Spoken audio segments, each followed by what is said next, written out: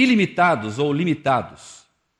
Essa é o nome da sequência de mensagens que nós estamos tendo aqui. Na verdade, limitados somos nós, todos nós. Quem já não teve um momento da sua vida em que na caminhada teve a porta fechada, ou você entrou talvez num túnel escuro e diz assim, puxa vida, que direção devo tomar agora? As coisas estavam tão bem e de repente uma crise veio, talvez uma crise na sua família, talvez uma transferência de trabalho, talvez uma crise no teu emprego, talvez uma demissão, talvez uma situação complicada que você teve com o teu melhor amigo, ou talvez na faculdade, não sei o que houve.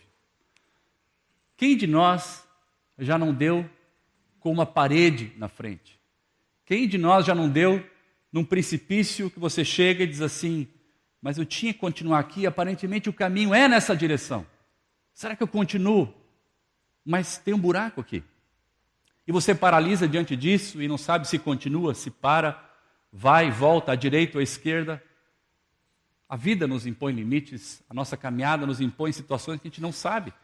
Toda a nossa força, tudo aquilo que a gente pensa e acha e planeja e sabe como agir, se torna insuficiente. Mas, ao mesmo tempo, nós somos ilimitados em tudo aquilo que Deus pode fazer através de nós. Porque o nosso Deus é um Deus todo-poderoso, soberano e ilimitado. Não é um Deus assim, confinado a um templo, a um santuário, a uma imagem. É o Deus criador de todas as coisas. Ao mesmo tempo que nós somos limitados e encontramos, às vezes, na vida, situações que nos deixam assim, pasmos, sem saber como reagir, a gente pertence a um Deus que é maravilhoso. Hoje, se nós pudéssemos dar um título para a mensagem, eu tentei dar, a gente ia chamar Mal em Bem. Porque Deus faz isso, Deus pega aquilo que aparentemente foi destruído, aquilo que aparentemente não tem solução, não tem conserto e transforma em bem, para o nosso bem e pela glória dele. Nós vamos hoje fazer um voo muito rápido sobre um dos personagens mais intrigantes da Bíblia. Eu acho que é talvez o cara que mais tenha sofrido limites na sua vida. A pessoa que talvez tenha encontrado mais dificuldades na caminhada dele, que experimentou mais o mal de perto. Eu quero passar voando com vocês. Peço que você abra sua Bíblia em Gênesis. Nós vamos olhar a vida de José. E eu quero que você me acompanhe com a Bíblia, porque eu vou tentar estratificar a vida de José em alguns versículos. E eu vou pedir para que você abra a Bíblia também e acompanhe comigo esses pensamentos. Eu não vou projetar os versículos. Então, se você não for bom de ouvido e não ler, você vai perder a história, tá bom? Então, Gênesis 37 é a história de um homem chamado José. É um homem que cresce numa família grande. São 12 filhos. Os filhos que são contados ali são os homens. Na cultura hebraica, valia a linhagem do homem, ou os filhos homens. Então, provavelmente ele tinha mais irmãos. Dina, certamente, era uma mulher irmã. Então, José tinha 13 irmãos, sendo que Dina era irmã. Uma família grande, uma família confusa, como as famílias do Antigo Testamento eram, porque Raquel era uma das esposas de Jacó, pai de José. Lia era outra esposa dele. Se não bastasse, ele tinha as duas escravas dessas mulheres, eram também esposas dele, ele tinha filhos com essas mulheres. E para piorar a situação, Lia e Raquel eram irmãs. Ele era casado com duas irmãs. Complicada a situação, né? José tem um irmão de pai e mãe, que é Benjamim, que é o caçulinha. Raquel é a esposa do coração de Jacó. A Bíblia diz que Jacó olhou para Raquel e se apaixonou por ela. Diz que trabalhou 7 anos por ela. E depois Labão deu uma enroladinha nele e deu a outra filha, Lia. Mas Jacó queria Raquel, era apaixonado por ela. E trabalhou mais 7 anos para conquistar Raquel. Mas a Bíblia diz que Raquel era estéril, não podia ter filhos. E a Bíblia diz que Raquel teve seu ventre aberto já quando Jacó era bem velhinho. E Raquel também era mais idosa. Deus fez um milagre. Na verdade, os patriarcas do povo de Israel, todos eles tinham mulheres estéreis. Deus querendo usar os limites do homem e ir rompendo a história da humanidade, mostrando que Ele é um Deus que passa pelos limites e faz algo incrível. Então Raquel era estéril e de repente Raquel tem 2 filhos, José e Benjamim, que era o caçulinha. Quando nasce Benjamim, Raquel falece. Nós estamos em Gênesis 35, 16 a 18, ali diz que nasceu Benjamim e a alma dela saiu e ela então morreu.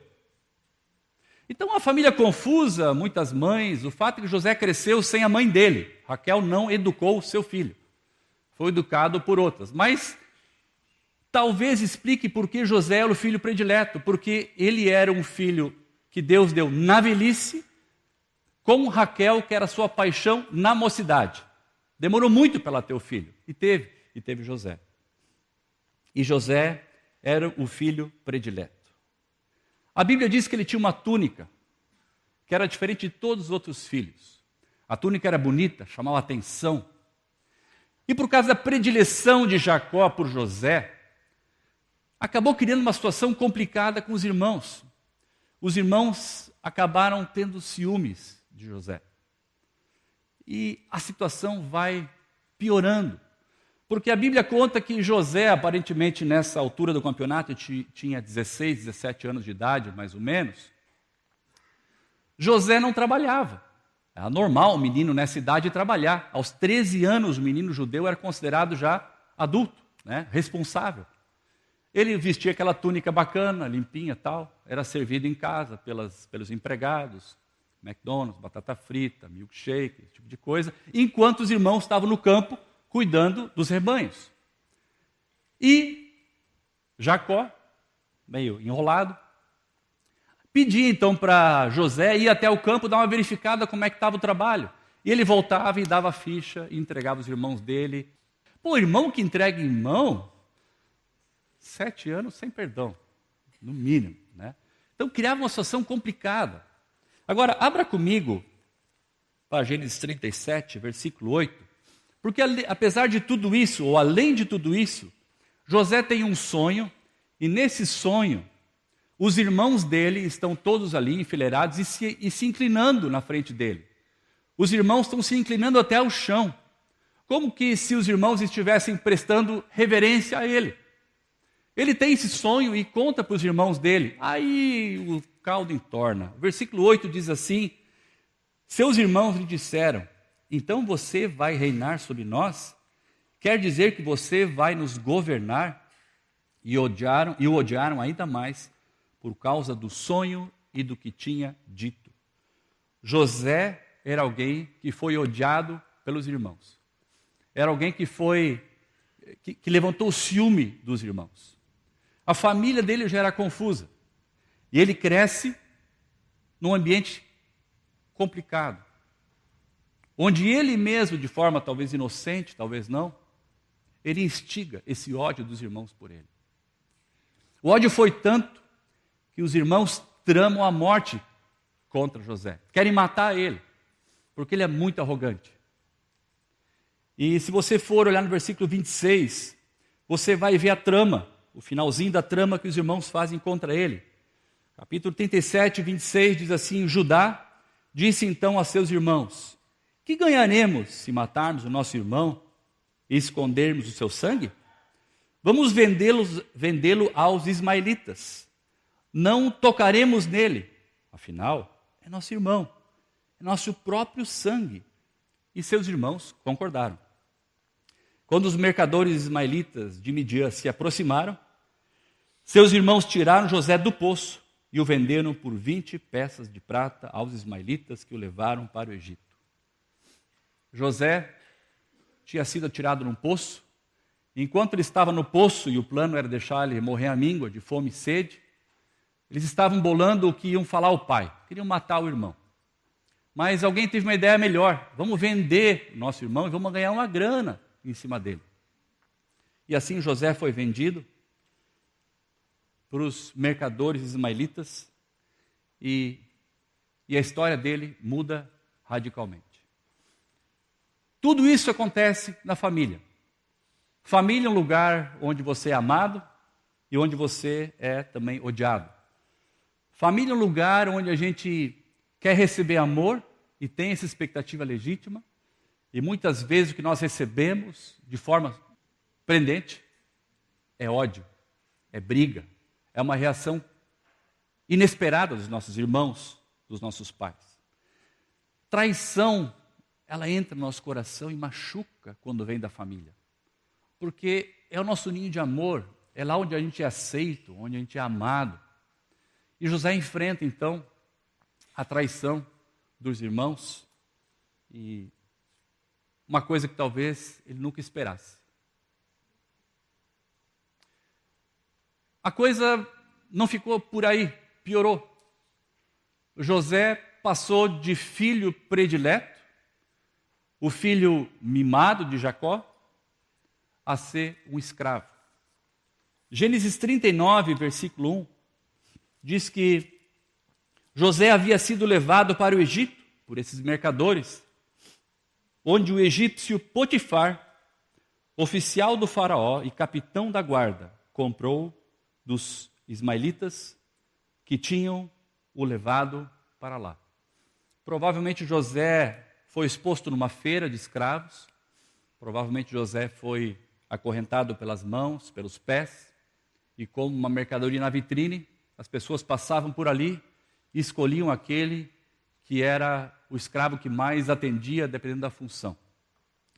José então passa a ser de filho predileto, aquele que era servido, aquele que era atendido, aquele que tinha melhor roupa, aquele que era o amado do pai, para ser alguém que vive como escravo, alguém que é esquecido, alguém que vive agora para servir outros, que serve para atender a casa.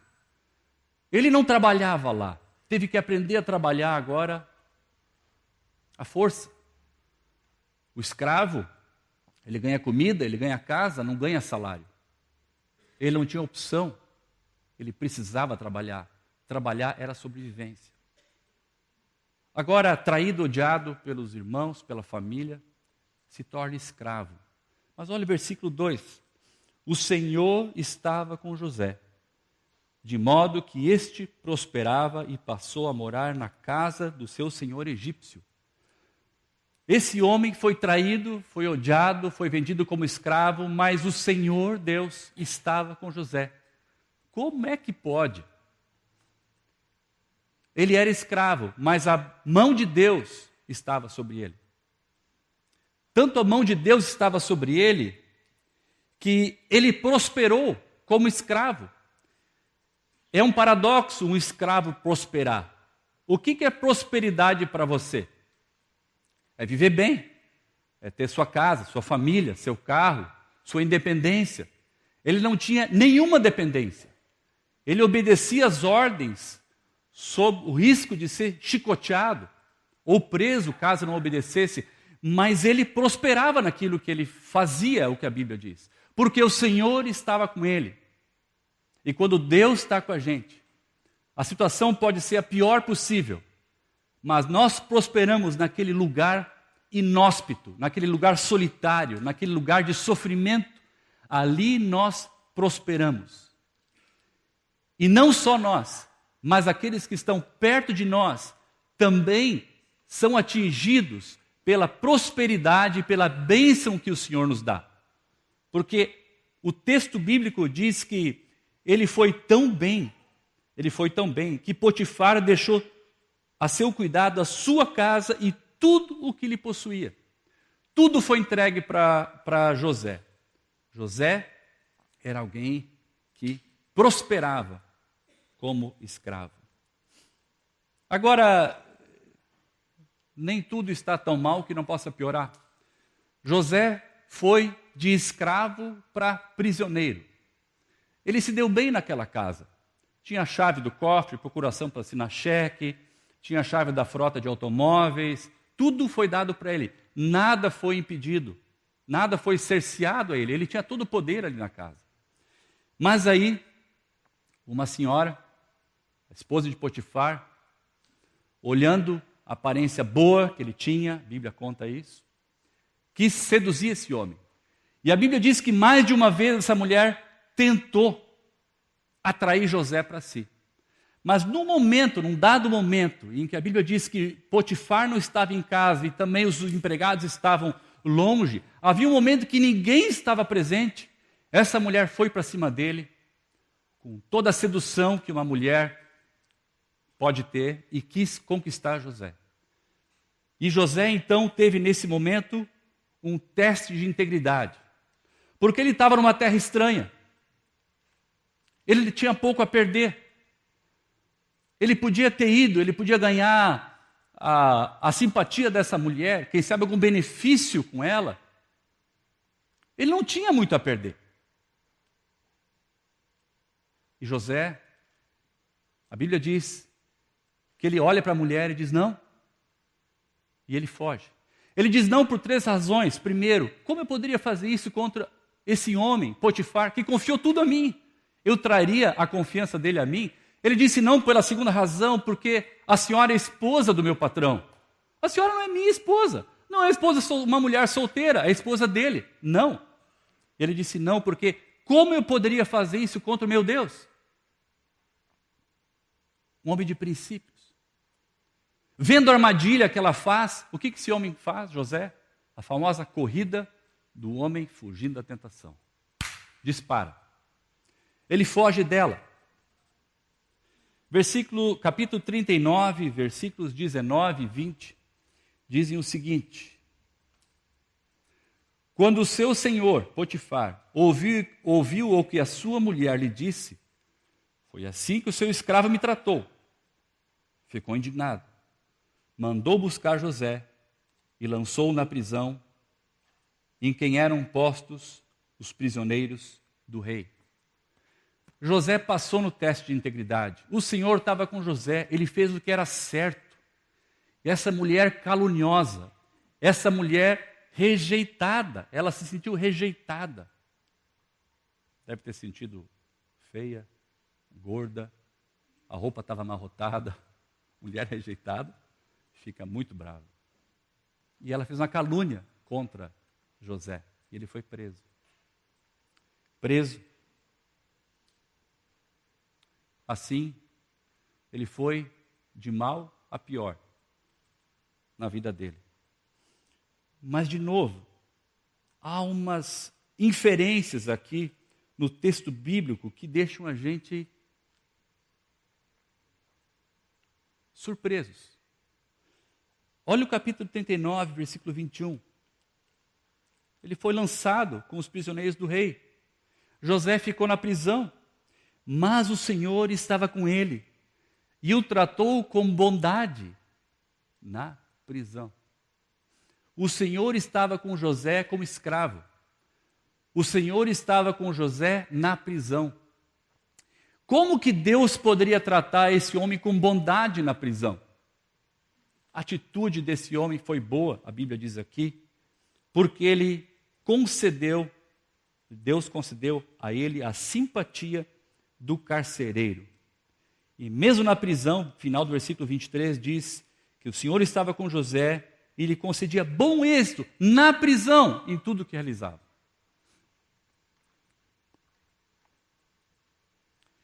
Nós não queremos passar por uma família que me odeia, por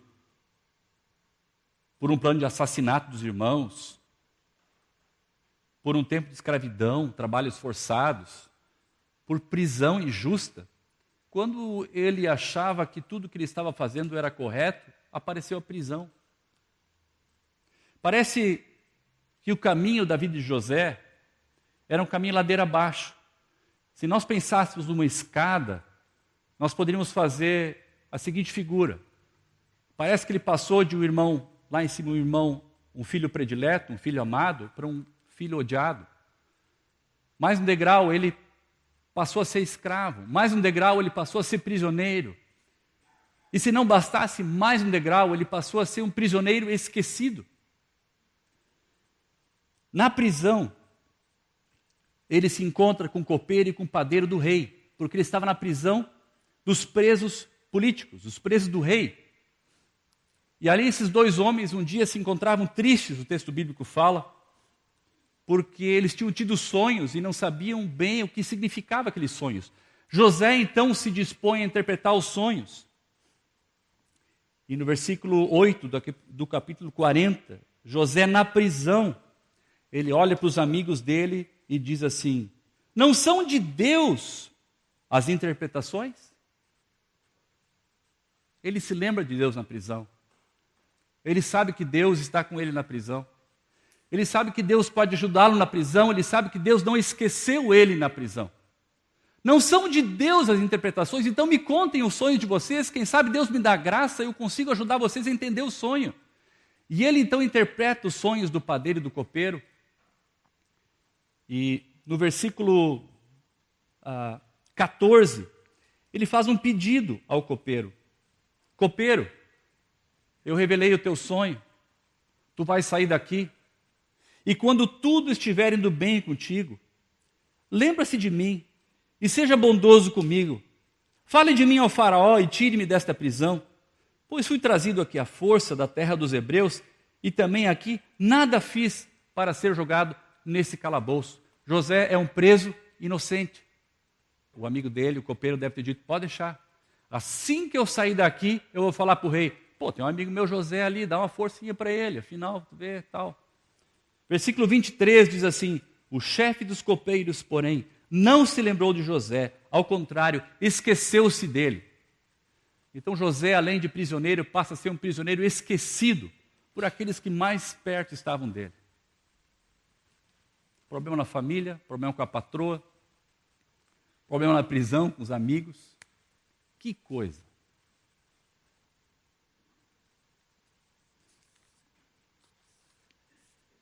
Quando a gente acha que tudo está perdido, esse copeiro, ouvindo uma conversa do faraó, o faraó tinha tido um sonho. O faraó tinha tido um sonho estranho. Eles tinham chamado os sábios daquela época para interpretar os sonhos. E havia um burburinho no palácio porque ninguém entendia bem o que significavam esses sonhos. E aí o copeiro lembra de José. Nós estamos no capítulo 41 agora. E o copeiro diz assim: faraó, na prisão eu encontrei alguém que interpretou o meu sonho e contou ao faraó como que foi. E mandaram chamar então José. E José faz a barba, se arruma, vai até o faraó e diz: faraó, o sonho é o seguinte. Significa o seguinte o sonho. São 7 anos de vacas magras. E são 7 anos de vacas gordas. O que significa isso? A terra do Egito terá 7 anos de grande fartura, de grande colheita. Os animais vão se procriar em grande quantidade. Nesse tempo, nesses anos, precisa haver um administrador inteligente que saiba lidar com isso e guardar o máximo que puder. Porque virão 7 anos de vacas magras. Vai haver escassez, falta de chuva, os grãos não brotarão, os animais morrerão de sede, não procriarão. Uma grande catástrofe vai pairar sobre a terra do Egito. E Faraó fica surpreso com a interpretação de José. E acontece uma virada na história de José. Algo extraordinário na vida desse homem. Dê uma olhada no versículo 38 do capítulo 41. Será que vamos achar alguém, disse o Faraó, como este homem, em quem está o Espírito Divino? O próprio Faraó, quando José interpreta o sonho e sugere as ações que o Faraó deveria fazer como governador, como chefe daquele país, o Faraó fica surpreso e diz assim: esse homem tem Deus. Até um homem que era considerado Deus pelo povo. Ele tinha o direito sobre a vida. ele era adorado como divindade. Esse homem reconhece que Deus está com José. O Espírito Divino está com José. E acontece algo, então, extraordinário. Algo que a limitação da nossa mente não consegue compreender. Porque se a gente lembrar dos degraus de José, odiado, traído, vendido como escravo, passou no teste de integridade, mas foi caluniado e preso pela patroa, esquecido pelo amigo dele na prisão, o próximo passo era a morte. Era morrer definhado na cadeia. E ele passa então à presença de Faraó, e Faraó fica admirado com o que esse homem diz. Esse é o nosso Deus. Onde aquilo que nos impõe limites, não limitam a ação e o poder do nosso Deus sobre a vida daqueles que seguem a Deus e creem em Deus. Esse é o nosso Deus que pega aquilo que é completamente improvável, que é completamente sem esperança e transforma em algo novo, em algo diferente, em algo cheio de esperança. E José percebe que alguma coisa diferente está acontecendo na vida dele. José percebe que há um novo começo, que talvez ele esteja começando a viver. E José, a partir dali, começa a esquecer o tempo do passado. Há uma nova vida agora que José começa a experimentar de uma forma inusitada, de uma hora para outra, de uma forma surpreendente. Eu não sei se José estava preparado para essa mudança toda. Agora, a partir do versículo 39 até o versículo 45, ali você pode ler várias coisas que Faraó falou para José. Mas presta atenção no versículo 44. Disse ainda o Faraó a José: eu sou o Faraó. José, quem manda aqui ainda sou eu. Mas sem a sua palavra ninguém poderá levantar a mão, nem o pé em todo o Egito. Olha o poder do cara. Ele deu todo o poder para esse homem. Abaixo do Faraó, o próprio Faraó o nomeou vice-faraó, com poder, com autoridade. José podia fazer aquilo que ele queria fazer. Ele não precisava prestar contas para ninguém, só ao Faraó. De prisioneiro esquecido, a vice-faraó do Egito. Que coisa incrível, gente. Para pensar. É emocionante. E Faraó, então, começa a trabalhar na vida de José. Versículo 45. Ele ganha uma esposa, aliás, ele ganha um novo nome, chamado Zafenate Paneia. E ele ganha uma esposa, chamada Azenate. E José começa a viver a vida dele agora como um homem egípcio. Ele tenta esquecer o passado hebreu dele. Tenta esquecer aquelas situações trágicas, tristes, amargurantes, que ele viveu no passado. Prova disso que quando ele tem os seus filhos, olha o nome que ele dá para os filhos. Acompanha comigo, versículo 51. Deu a José 2 filhos. Ao primeiro, José deu o nome de Manassés, dizendo: Deus me fez esquecer todo o meu sofrimento e toda a casa do meu pai. De novo, nessa nova etapa de vida dele, agora como egípcio, José olha para trás e reconhece: Deus estava comigo. Deus me deu uma nova oportunidade. Deus me deu algo novo para viver. E ele diz: Deus me fez esquecer todo o sofrimento e toda a casa dos meus pais. A posição e o que José usufruía agora como vice-faraó era muito superior ao que ele tinha lá com o pai dele, o Jacó. Ele era o filhinho mimado, o filhinho predileto, mas agora como vice-faraó, ele tem muito mais privilégios, muito mais poder, uma vida muito mais confortável. Cheia de poder. E ao segundo filho, versículo 52 do capítulo 41, diz assim, ele chamou Efraim, dizendo: Deus me fez prosperar na terra onde tenho sofrido.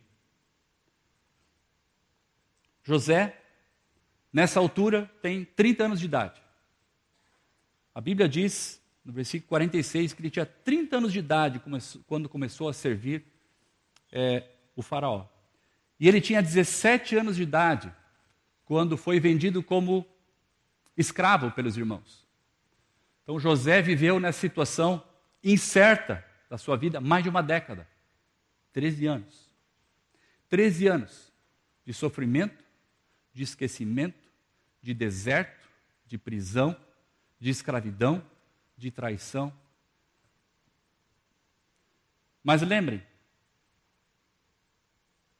o Senhor estava com ele e o premiava de bom êxito. Lembre-se, a bondade do Senhor estava sobre ele. Ele prosperava em tudo o que fazia. Esse é um homem que nos momentos mais difíceis da sua vida, mais incertos, nunca esqueceu a mão de Deus. Você e eu esquecemos. Deus nos coloca aqui um homem que não esqueceu. Ele não era um homem perfeito. Ele era um adolescente arrogante, ele tinha seus defeitos. A Bíblia não maquia José, mas é um homem que sempre reconheceu Deus em todos os caminhos que ele andou. E agora, ele pode esquecer o passado, viver com poder, com prosperidade, numa nova terra, num novo caminho, numa nova porta que Deus deu para ele, e ele fica satisfeito com isso. Podia parar aqui a história, né? Hollywood ia gostar, mas não para aqui. José, ele precisa ser confrontado com o passado dele. E de uma forma inusitada, ele está administrando a escassez do Egito. Há muita fome na região. Pessoas de vários lugares vêm comprar comida no Egito. E José se depara com uma caravana, a caravana dos 11 irmãos dele, que vem lá da terra onde ele nasceu. Caminharam muito, viajaram muito, para chegar até ali, onde José estava, para comprar comida. Eles não faziam a mínima ideia que José vivia. Não faziam a mínima ideia quem era aquele homem empoderado que atendeu eles ali.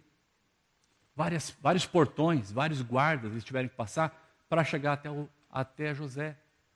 Mas quando eles chegam e começam a conversar com José, José reconhece os seus irmãos.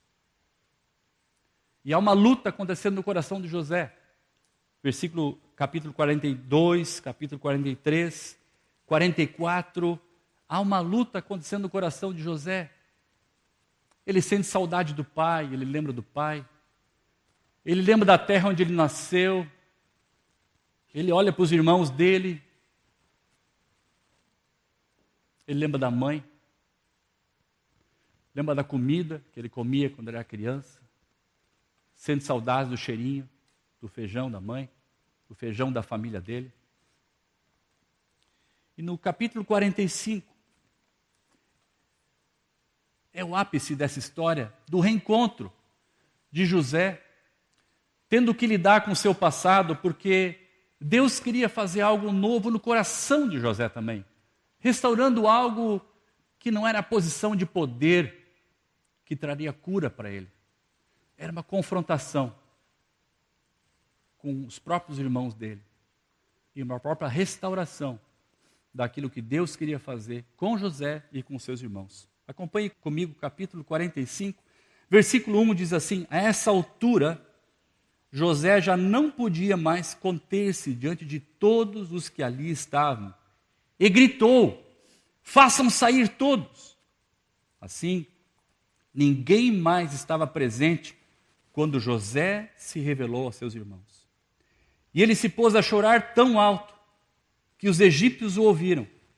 E a notícia chegou ao palácio do faraó. Então disse José a seus irmãos: eu sou José. Eu sou José. Meu pai ainda está vivo? Mas os seus irmãos ficaram tão pasmados diante dele que não conseguiram responder, ficaram mudos. Cheguem mais perto, disse José a seus irmãos. Quando eles se aproximaram, disse-lhes: eu sou José, seu irmão, aquele que vocês venderam ao Egito. Agora, não se aflijam nem se recriminem por terem me vendido para cá, pois foi para salvar vidas que Deus me enviou adiante de vocês. Já houve 2 anos de fome na terra, e nos próximos 5 anos não haverá cultivo nem colheita, mas Deus me enviou à frente de vocês para lhes preservar um remanescente nesta terra e para salvar-lhes a vida com grande livramento. Deus continua sendo o principal personagem na história de José. José olha para os irmãos dele. Imagina a cena. Ele chora com um choro que vem do fundo da alma dele. O choro é ouvido fora da sala. Os funcionários se comovem com aquela cena depois de tantos anos, reencontrando seus irmãos. José tinha poder para prendê-los. José tinha poder para exercer a justiça que ele merecia que fosse exercida ali, a favor ou em favor dele. José tinha o poder, a vida dos 11 irmãos no estalar do dedo nas suas mãos. Mas José diz, não, Deus me enviou à frente de vocês. Deus me enviou à frente de vocês. Deus está nessa história. Eu não vim para cá por acaso. Eu não passei 13 anos sofrendo por esquecimento de Deus, por um descuido de Deus. Há um plano. Foi para preservar a vida dos egípcios, dos povos ao redor, especialmente da minha família, dos meus irmãos, que Deus me chamou aqui à frente. Deus me enviou adiante de vocês. Deus me enviou à frente de vocês. José reconhece que Deus estava em todos os passos da vida dele. Deus estava mais interessado, como eu disse, em trabalhar aqui dentro, no coração, na alma de José. Deus não queria um homem com poder sem um coração. Deus não queria um homem com autonomia sem uma dependência em Deus. Deus não queria um homem independente de Deus. Deus queria um homem que dependesse de Deus. Por isso José tinha que ser confrontado, mesmo agora como egípcio, com o passado dele que não estava resolvido, e olhar para os irmãos dele, e como um homem de Deus, agir com graça em relação aos irmãos dele. E a história continua. O pai reencontra o filho, os 11 vão buscar o pai, há um reencontro comovente de Jacó, o velho Jacó, com o seu filho. A família de José se estabelece numa região perto do Egito ali. José dá tudo o que eles precisam, Faraó se alegra com isso, Faraó dá força para José. Mas, quando o pai, Jacó, morre, os irmãos começam a ter medo. Porque pensam, talvez ele tenha sido bondoso conosco por causa do pai. E agora que o pai não está mais aí, ele vai vir para cima da gente e vai nos tirar o que ele tem. E temeram José, tiveram receio de que José agora se vingasse.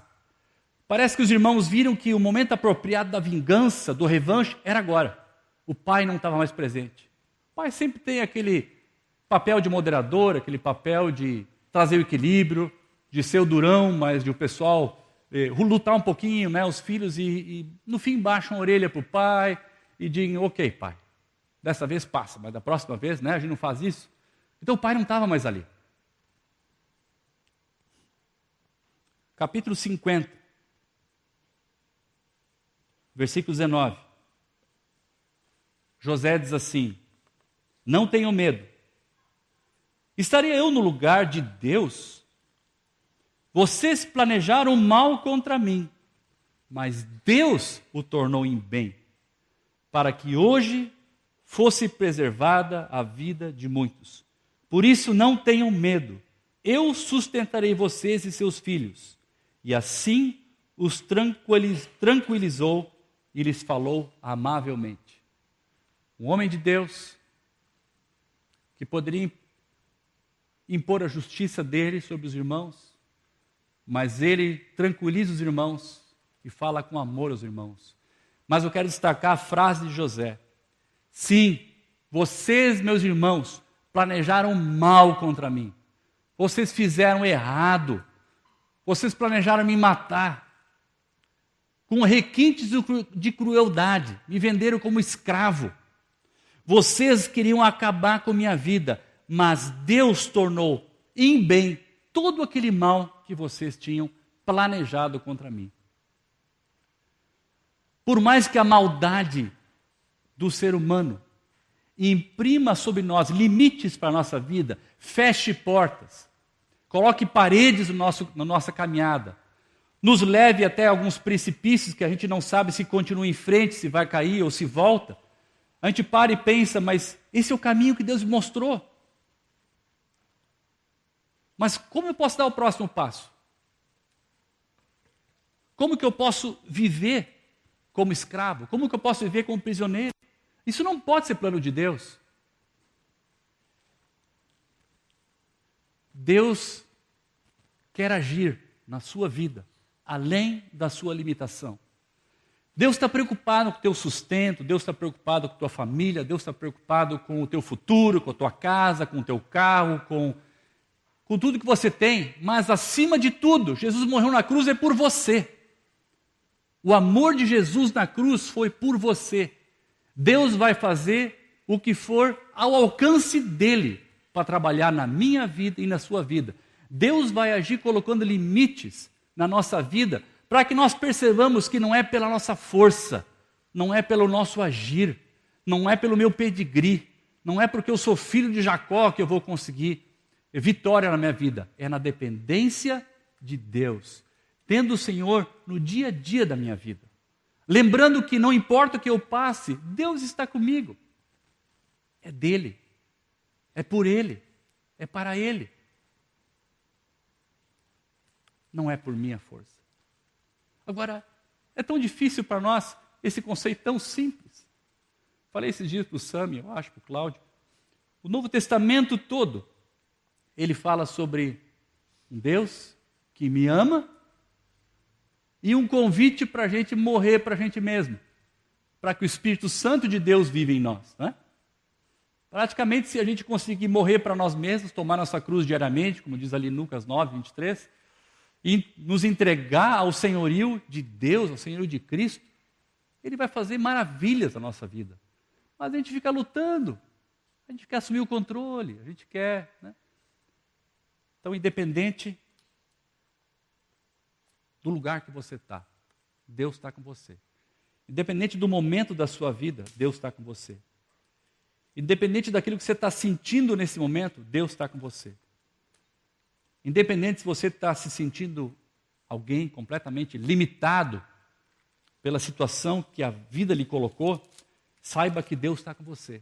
Deus não te esqueceu. Deus está interessado em trabalhar no teu coração e mostrar que Ele está presente na sua vida a cada minuto, a cada momento da sua vida. Sabe quem é o nosso Deus? Durante o louvor, aquela música eu lembrei de Isaías 40, 28. E ele faz uma pergunta, começa ali, no versículo 28 de Isaías, dizendo, será que você não sabe? É uma pergunta retórica, uma pergunta para mim e para você. Será que você não sabe? Não sabe o quê? Quem é o nosso Deus? Você sabe quem é Deus? Nunca ouviu falar? Já? E ele diz quem é Deus. O Senhor é o Deus eterno, o Criador de toda a terra. Ele não se cansa e nem fica exausto. Sua sabedoria é insondável. Sabe com quem nós estamos lidando? A respeito de quem nós estamos conversando? Quem é que quer lidar com a minha vida e com a sua? Sabe quem amou você e resgatou você? É o Senhor, o Deus eterno. Não é qualquer um. É o Deus eterno, Ele sempre existiu. Ele está hoje aqui e Ele sempre existirá. O Criador de todas as coisas, aquele que sustenta o equilíbrio da criação, estabelece os limites, aquele que faz as estações. A sabedoria dele é insondável. Não murmure. José não murmurou. Seja grato. Diga, Deus, o Senhor está comigo. Quero fazer o meu melhor. Não está muito bom estar preso, mas eu quero fazer algo excelente para o Senhor. Eu quero que as pessoas reconheçam aqui na prisão que o meu Deus é verdadeiro. Ele fortalece o cansado, diz ali, e dá grande vigor ao que está sem força. Será que esse é o segredo de José na prisão? Grande vigor ao que está sem forças. Até os jovens se cansam e ficam exaustos, e os moços tropeçam e caem, mas aqueles que esperam no Senhor renovam suas forças, voam alto como águias, correm e não ficam exaustos, andam e não se cansam. Esse é o Deus eterno. Eu não sei qual é o momento da sua vida. Se você tem vivido um momento de desconstrução, como José viveu, foi perdendo uma coisa depois da outra. Eu não sei se você está numa situação que não sabe que decisão tomar. Eu não sei se você está numa situação de ter sido caluniado por alguém, como a patroa de Potifar caluniou José. Ele fez o que é certo e foi caluniado. Eu não sei se você foi esquecido e meio que se sente traído por um amigo, tipo o copeiro, né? Que falou que ia lembrar de José e esqueceu dele. Talvez a sua família tenha algumas coisas que você está difícil, você não está sabendo como lidar. Você sente dor, tristeza. Qual é o obstáculo? Qual é a limitação que você vê diante de você? Pega o seu papelzinho, que está no banco da frente. Deve ter o mesmo papelzinho que você preencheu semana passada. Pega um novo. Porque talvez Deus lhe tenha mostrado um novo obstáculo que você precise colocar aqui. Uma nova limitação que você percebe na sua vida.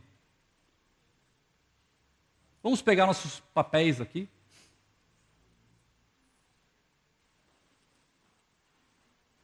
E vamos tentar olhar aqui. À luz da história de José, o que te bloqueia? O que Deus falou hoje para você? O que Deus está pedindo para você crescer? E qual é o passo de fé que você precisa dar? O que Deus está pedindo para você? O que você acha que Deus gostaria que você fizesse? Gostaria que vocês usassem esse papel aqui. Às vezes é difícil de você escrever rapidinho. Mas tente escrever, talvez converse em casa com teu irmão, com alguém que ouviu também a mensagem.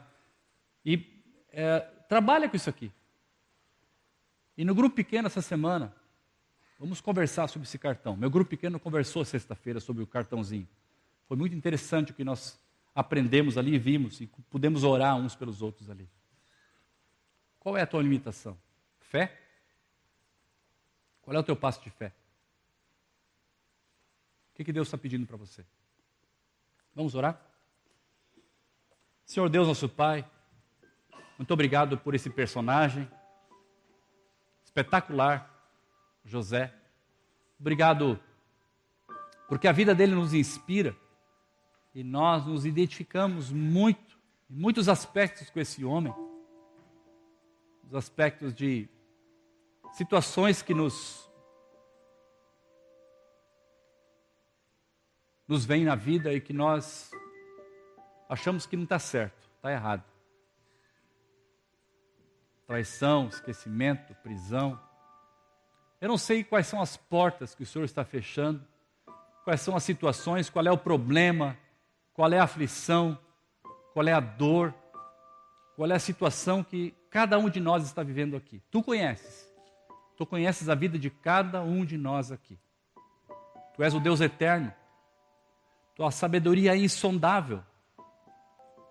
E nós queremos pedir, Pai, que Tu visites nosso coração nessa noite.